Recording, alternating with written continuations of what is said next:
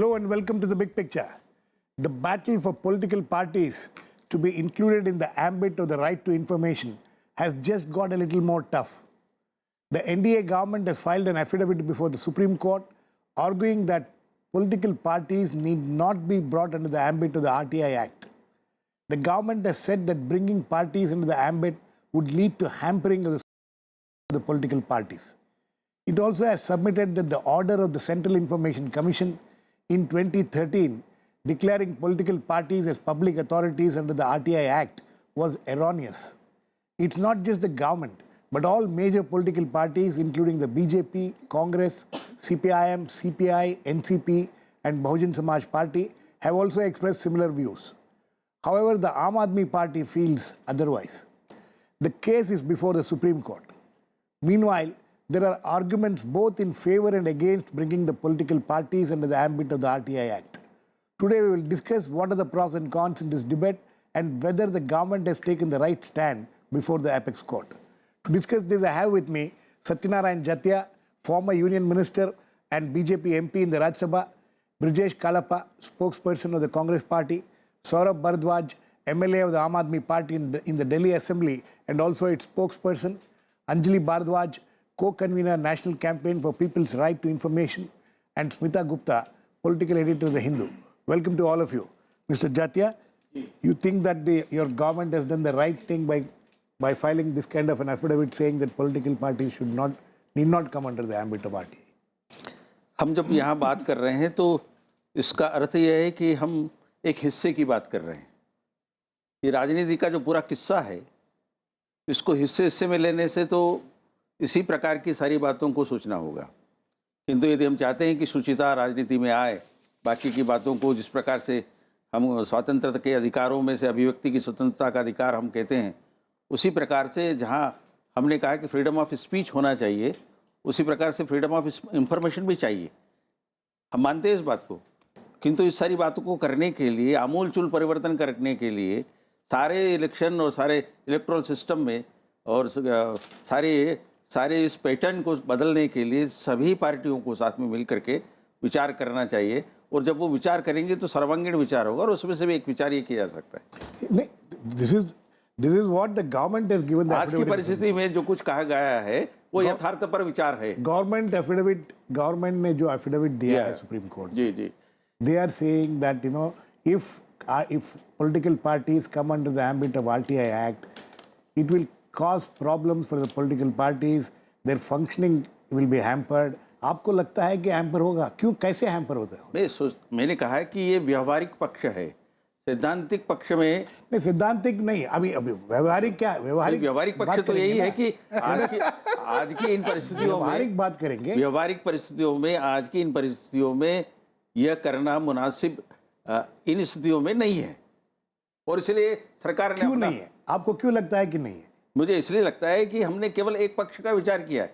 बाकी एक पक्ष क्या है? एक पक्ष केवल ये है कि हम ये कह रहे हैं कि केवल आपको सारी जानकारी देना चाहिए, परंतु ये सारी जानकारी देने से पहले हमें ये सोचना चाहिए कि जो सारा सिस्टम बनाया है हमने, उस सिस्टम की सारी बातों को इस तरह से पारदर्शी बनाने के लिए हमें और भी तो उपाय करने होंगे। और जब ये सारे उपाय पारदर्शी करने के हम सोचेंगे तो ये भी एक उपाय हो सकता है, जिसके बारे में मैं सैद्धांतिक रूप से इस सारी बात को सहमत होते हुए भी ये कहूँगा कि व्यवहारिक पक्ष यह है कि इस सारी बात को विचार करने के लिए आज की स्थिति में ये ठीक है। Okay, Brijesh, your party has also taken a stand against. In fact, your party had brought in a legislation also in 2013, but it could not be passed because the Lok Sabha term ended. So you and the government are on the same page as far as this is concerned. No, you see, Girish, I think we'll have to make it very clear that insofar as Indian National Congress is concerned, we have no resentment in regard to sharing of information. That's what Mr. Jatiya has also said. No, 1 minute. Sharing of information insofar as a public work aspect is concerned, where a citizen is directly affected, surely there should be a sharing of information. But where the public is not in that sense connected, in the sense that supposing there was some information let's assume that the party was taking a decision in regard to a place, a particular constituency. Who is to contest from a particular constituency? That is, look, there are several factors. One, in regard to principles of the party, in regard to winnability, various factors would be taken into consideration. Let's assume for a moment that there is the provision of RTI. Right? Then the rival or one of the internal aspirants, he has access to all this material. So there is a possibility that the entire political process could be jeopardized. But what is the other aspect? The other aspect is that, look, you have been given accommodation insofar as Lutyens Delhi is concerned. So therefore, you should come within the ambit. But look, the other counter view is that each citizen is provided, say, a DDA accommodation or a BDA accommodation or whatever it be. So supposing this kind of, some kind of a discounted rate is given from the government, subsidized rate, to have a housing complex, then does it automatically make him and his family members a part of the RTI? So it's as absurd as that, because you're going to take it to ridiculous levels to make, see, now there is a gentleman who's laughing on the show because we are all making certain points, but he belongs to a party who doesn't permit the press to go into the secretariat. He belongs to a party where 12 MLAs, according to his former colleagues, had received, the party leadership had received we're not discussing Aam Aadmi Party. No, but the fact that he's laughing, I'd like to make a point. I'd like to make a point that 12 colleagues of his who have been elected, the allegation was that amounts of money had been given in regard to their tickets. Let the Aam Aadmi Party disclose now how much had been disclosed, how much had been let us first get what he has to say. Then you can ask him the question. Saurabh, you seem to be, why are you laughing so much? Nikam, it's not just me. I think the whole country is laughing at them when they give such lame arguments. Not just in your program, they give such lame arguments in the Supreme Court of India. If they, as a party or central government, believes that there are certain aspects of a political party which they cannot disclose, I don't think people are interested how they give their tickets to their candidates. The most important concern of the people is that where do they get their funds from? Who funds them? Are there corporate houses who are funding them through black money? Let's talk about that.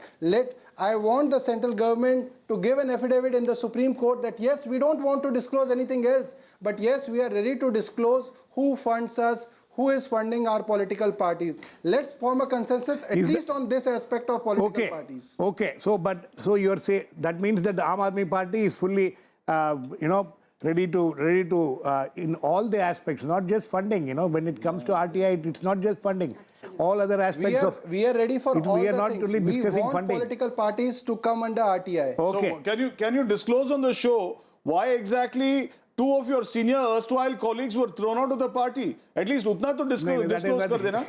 Okay.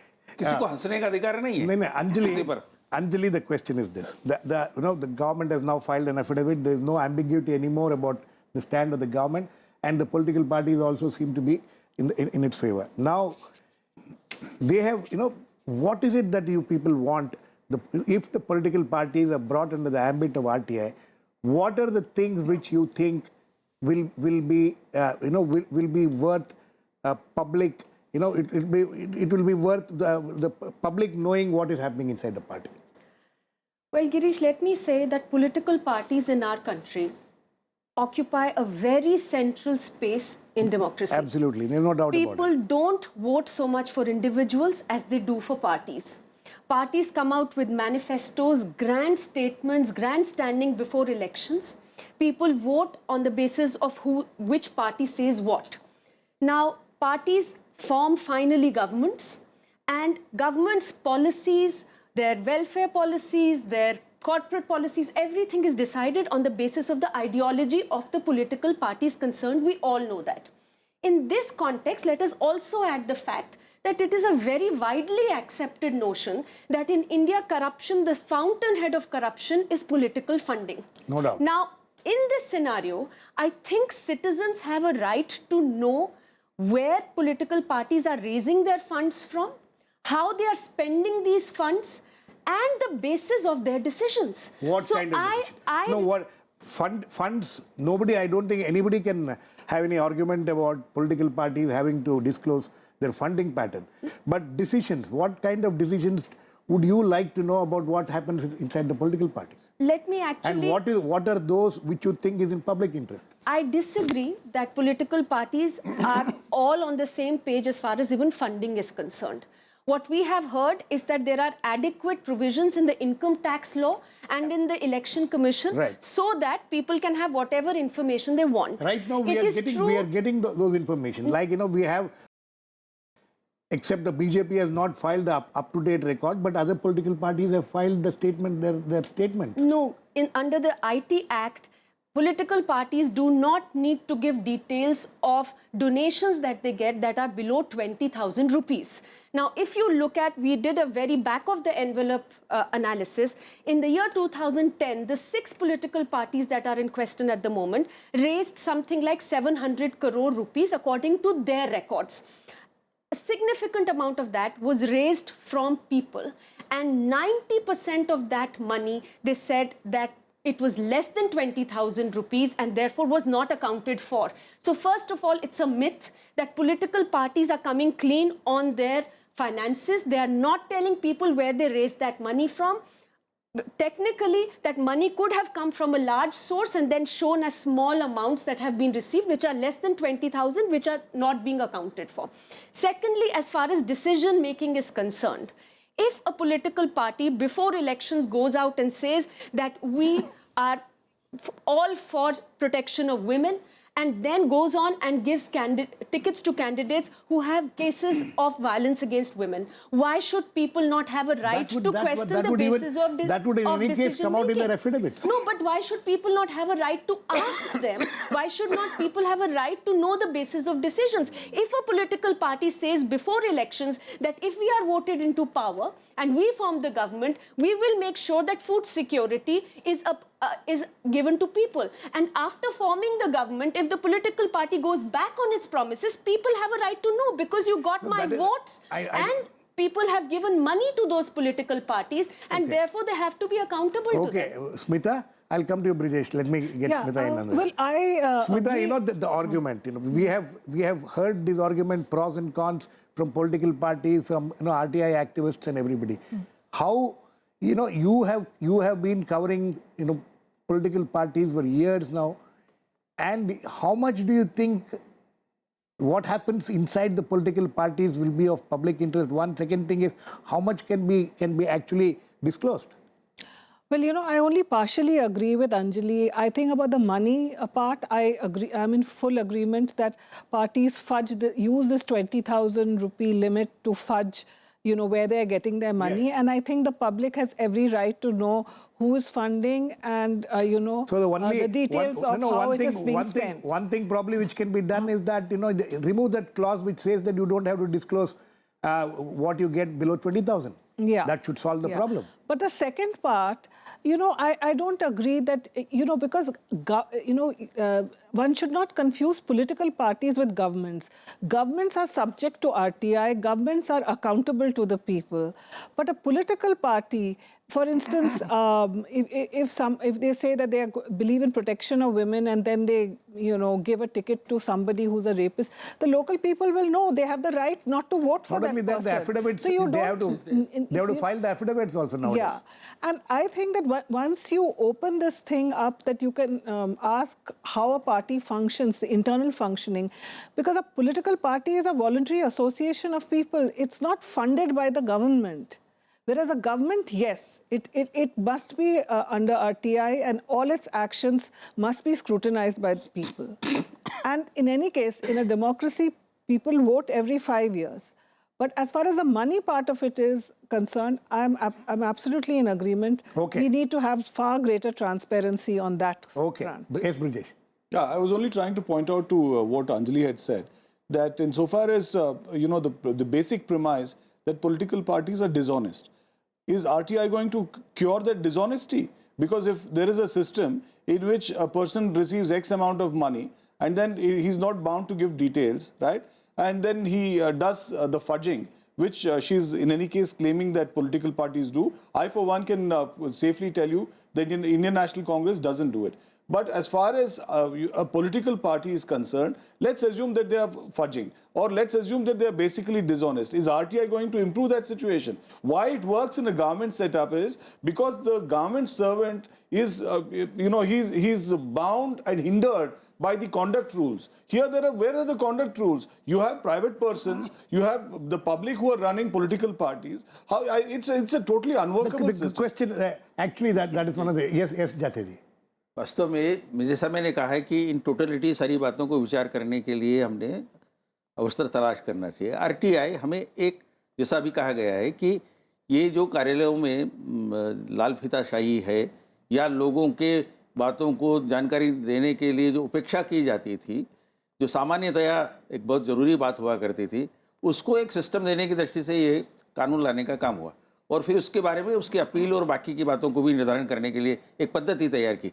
तो हमने एक दिशा में चलना शुरू किया कि जो प्रशासनिक दृष्टि से जिस प्रकार से जानकारियों का नहीं देने का एक हट होता था, उसको तोड़ने का काम किया। ये बातें जाकर के राजनीतिक क्षेत्र में, इसको राजनीतिक क्षेत्र में ले जाने की जो सारी बातें हो रही है, उसके बारे में अभी तो कोई इस प्रकार का सर्वांगीण रूप से विचार हो ही नहीं। Okay, let me get Saurabh, now that you're actually supporting bringing the political parties under the ambit of the RTI, how comfortable are you and your party going to be? Because, we saw in the last elections in your party got into all kinds of problems while selecting candidates. Now, is that something which you would like to lay bare before the public, how you choose your candidates? One. Secondly, what kind of decision making takes place within your party when, why, like Brijesh was asking, why were these 2 leaders or 4 leaders removed from the party, on what basis? Are these issues which you think that, your party will be willing to lay bare open for the public? Because as far as funding is concerned, I think everybody agrees that it has to become more transparent and more accountable. Yes, Mr. Nikam, I believe that RTI is a very evolving act, and through this period of time, a lot of more and more authorities have come under RTI, and every authority had its own reservations before coming into the ambit of RTI. And if our party or all the political parties come under the ambit of RTI, I think it is a blessing in disguise, even if we get into some problems.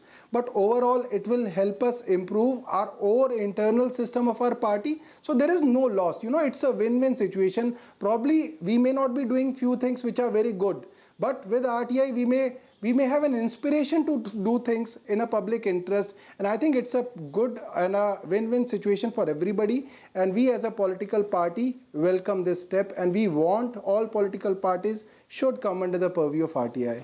Actually, to both of you, sir, before I'll come to you, Anjali. Brijesh and Jatiya ji. Actually, one of the other bigger problems in Indian politics is the lack of transparency, lack of internal democracy in the party. Maybe this is one way of bringing in better internal democracy in the party. नहीं, ये एक रास्ता हो सकता है, किंतु जिस प्रकार की डेमोक्रेसी हमारे यहाँ पर है, कोई एक व्यक्ति अपनी पार्टी चला रहा है और बाकी की बातें करता है, तो उसको सारी करने का पार्टियां बहुत है ना, और वो फंक्शनिंग में है, और वो उसके तो हो सकता है कि उसमें ज्यादा इंटरनल डेमोक्रेसी आ जाए। इंटरनल डेमोक्रेसी तो तब आएगी जबकि हम सब मिलकर के कुछ संविधान में प्रावधान करेंगे और उसको लाने के लिए सब तैयार होंगे।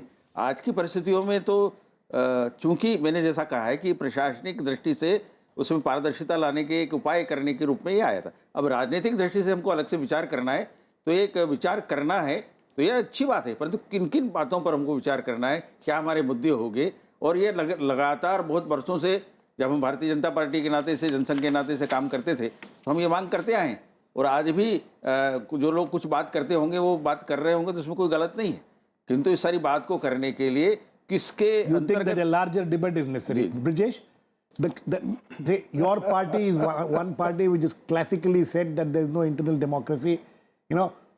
One or two people take the decisions. So if you have to come under the ambit of these decisions will become open, and so you people don't want this kind of transparency to come in. That is one of the arguments. No, and that's it's a serious argument. That's an argument which our rival parties will make and will make No, forever. it's not just rival parties. It's every analyst, observer, people who have watched political parties, they all have this problem. No. See, they may say what they want to say, but insofar as the Indian National Congress is concerned, both the president of the Indian National Congress and the vice president have been elected by the party workers. So this is something which I'd like to state and restate, and if there's any doubt, I'd like to state yet again. Insofar as the original doubt that will the RTI system infuse greater democracy within a political party, if the original basis is to see where the funding comes from. Today we know in our country that one political party which is very close to big business corners major lion's share of all the political funding. And in fact our party, the Indian National Congress, has been a little lacking in this, and this is largely in the public sphere. But how is this going to improve the democratic system within the political party? I don't think anybody has a reasonable answer to give. So the only thing is that if you're just going to go by mere rhetoric and to say that no, this is going to improve things. It's not mere rhetoric, please. Because the Central Information Commission had passed an order in earlier saying that the political parties come under the ambit of RTI Act. It is not just that somebody is just arguing. It was a well considered order of the Central Information Commission. I appreciate that, and that's the reason I said, because the basis of that order. Problem we are facing is crony capitalism. 1 minute, sir. Yeah, so 1 minute, Saurabh. Stop crony capitalism. Insofar as the CIC's order is concerned, the basis was that we have given the government has given some concessional funding to have office space, therefore they come. So then equally, any householder who has a DDA in apartment, then surely should come under RTI because he has received subsidized housing. So this argument is flawed at the very basis. Okay, Anjali, now the question is this: why has this got the political parties? I'm sure if you tell them if they are asked to submit their details of the account and things like that. One of the hassles which you said is below 20,000 rupees. It need not be disclosed. Maybe that is the space where we need to bring in some amendments and ensure that is funding the major issue which you people are talking about? Because all other issues can get caught in this kind of argument saying that why do you want to know what is happening inside the party? Yeah. So let me just first clarify a couple of things about the Right to Information Act itself. The law is very clear. It is not just for government bodies. It is also for non-government organizations that are substantially financed or controlled by the government. Yes. The Central Information Commission's order, which brought in 6 national parties, was very clear in stating it was a very well-reasoned order where it said that there are any number of subsidies, including tax concessions, that political parties enjoy. They are substantially financed by the government. The other issue is of public interest. The RTI Act states that wherever there is public interest, those organizations need to be transparent and come under the ambit of the law. And we have any number of private organizations today, whether they are funded, partially funded schools, hospitals that are under the ambit of the RTI Act. It's not just the governments. The RTI Act has no provision for saying that only funding and nothing else. It is very clear that when a body comes under the ambit of the law, it has to provide all its information in the public domain, has to answer to those queries, set up a public information officer. The issue that we are considering here is that the government has now gone in and given an affidavit which says that this particular CIC order was erroneous. Yes. Now, this is really ironical because these 6 political parties, none of them have gone to the courts saying that it's an erroneous order. And I will tell you why. It is because under the RTI Act, there is absolutely no scope to say that the order is erroneous. They hold information that is in the public interest. They collect funds from the public. They take money that is given by the public exchequer. In all of these respects, they fall under the law. Now, let me also address the other issue, which is of competitive interest, where they say that if our rivals might misuse this, I think that there are more than adequate provisions under the RTI Act. Section 8 of the Act gives exemptions. If any political party feels that there is certain information, if it divulges that information, its competitive interest will be hurt. It very legally can withhold that information, and it will be upheld in the court of law and also in the Information Commission. This is not just with a problem with the political parties, it's a problem with government organizations. Regularly they get... And with private organizations, and regularly, when they can show that their competitive interests are being hurt, they are left out of that particular provision. Okay. And finally, let me also say that this whole business of smooth internal functioning of political parties being impacted negatively if they come under the RTI law has no basis either in India or globally. All over the world, the reason why there is a demand for greater transparency and bringing in laws like the RTI is that the functioning of all those public authorities becomes smoother, becomes better, becomes more efficient, and certainly there is a trust that gets built. I never said that political parties fudge or are dishonest. All I'm saying is that there is a trust deficit, and it can only be covered if political parties come forward and work transparently. Okay. Smita, very quick last words to you. You think that there can be any change? You think that the political parties will, or do you think that there needs to be a larger debate, as Mr. Jatiya says, that on these issues and what can actually come under the ambit of the RTI Act and what shall not? Or is it something which is a very tricky issue? Well, it is very complicated. I agree with that. And the issue of trust deficit that Anjali just raised, I think that is a very important issue which all political parties have to address. But whether it can be addressed through, the RTI Act, I'm not very sure. On the money aspect, I certainly think that it must be completely transparent. This 20,000 limit must go. And we must know who is funding a political party, every single person who is funding a political party, how it is spent. I think that is absolutely necessary. Okay. But the issue of trust deficit is something that political parties must look within and do it, because, I mean, it's bad for democracy when people lose faith in the political class. Okay. I think on that note, we need to end. The fact is that the case is before the Supreme Court, and ultimately the apex court will have to decide whether the CIC order is well within its right or not. That will be the time when we can have further discussions on what can be done further. Thanks to all my guests. Please keep watching. We'll come back with another issue in the big picture same time tomorrow.